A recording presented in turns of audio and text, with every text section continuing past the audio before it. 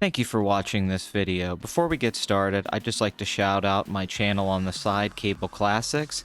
This is me and a group of some of my best friends watching movies late at night, and then I edit them together into short little highlight reels of the funniest and most entertaining parts, or some insight.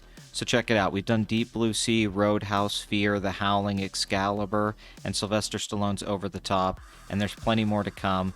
I'd really like this channel to reach a certain sub count and start to get a continued fan base, so if you can support it in any way, I'd really appreciate it, and please check out its Reddit page. Thank you. Hey there, Rewinders. Welcome to Box Office Addict, the weekly box office breakdown, well, bi-weekly, monthly, whatever I'm feeling like breakdown of the numbers and what to expect coming from the year with Hollywood and the box office. Blah, blah, blah.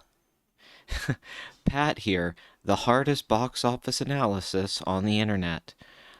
So the story of the week and the story of the month and maybe the story of the year is Taylor Swift's domination on society, culture. She drinks the blood of the innocent. She claims your soul. There's really nothing you can do to stop this woman. I'm a Swiftie. Begrudgingly, it's almost like having a disease. I like pop music. I particularly like female pop music, female pop stars. I like Carly Rae Jepsen. I like Charlie XCX. So, of course, I like Taylor. I wasn't a big fan of Midnights as an album, and I'm not really big on the track list for the Eras Tour, but this is validating being a Taylor Swift fan, and obviously with everything going on with Travis Kelce and football and just her, it seems very calculated. The thing I always liked about Taylor was her emotions, and lately she seems kind of cold to me personally. Whatever. $92 million opening weekend. This is by far the biggest opening weekend for a concert film. It's not even close. This is already the highest grossing concert film ever in the United States. I think worldwide, the Michael Jackson film is still past this. This is it. I believe it made more money than this worldwide. I think that movie actually made like $200 million plus worldwide. But this honestly came a little bit under where some people were projecting. The pre-sales had a lot of people thinking this was going to open to 130 million, and it did drop down to 92. It makes me think it's pretty front-loaded.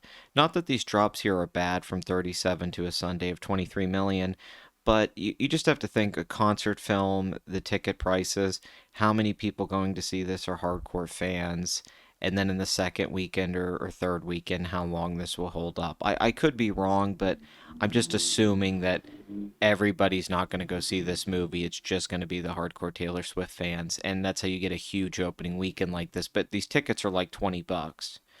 So we'll have to see how this goes, but it's already successful, and the tour's made like $2 billion, so what needs to be said. I want to do a separate video here in the next day or two on The Exorcist Believer, as some people seem confused as to why this isn't financially successful.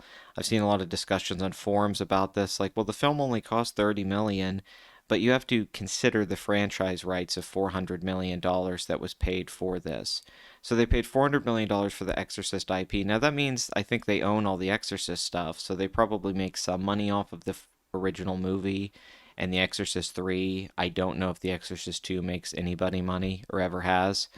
But you have to look at this. A $26 million opening weekend was a huge disappointment. David Gordon Green's first Halloween reboot opened to $76 million.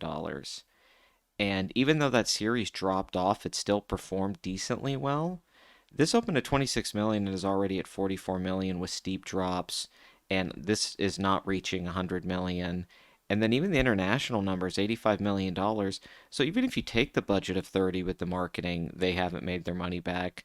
And then when you include that this was supposed to be a trilogy with one director, I love Danny McBride. I love Righteous Gemstones, Eastbound and Down, everything he's done, Vice Principals. I love Rough House Productions. I know he's involved with this, but I don't see his stamp on this stuff at all. I really think David Gordon Green, unfortunately, with this and Halloween Ends, has just gone back to the same guy who made The Sitter.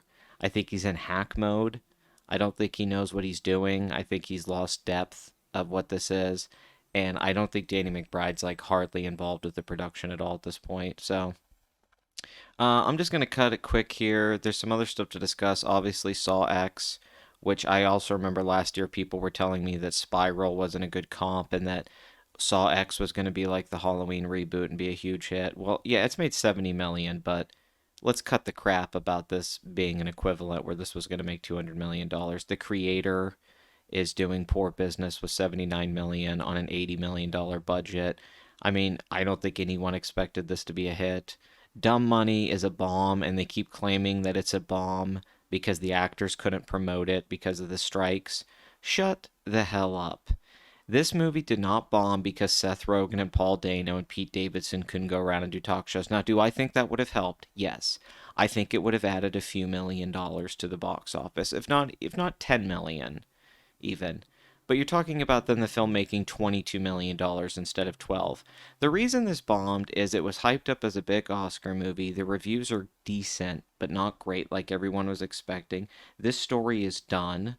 This was a few years ago. Nobody gives a shit anymore. And it's just another, like, screw the rich kind of movie that we've seen a lot of things do recently. Knives Out does this, White Lotus on HBO. I don't think there was any hype for this. I don't think the trailer was that great. I don't think this movie would have done well had the actors been able to promote it. So I'm really sick of hearing that narrative. I don't buy it. I'm sorry. And Seth Rogen hasn't been in a movie that was a hit where he wasn't a voice actor for years. And I don't know. It's just, I think they're overrating the star power of Dumb Money in a big way. Barbie, I mean, what needs to be said? Oppenheimer, what needs to be said? $942 million. I mean, what the hell is going on here? What happened? The Equalizer 3 ended up doing less than the previous two films domestically, but still did okay.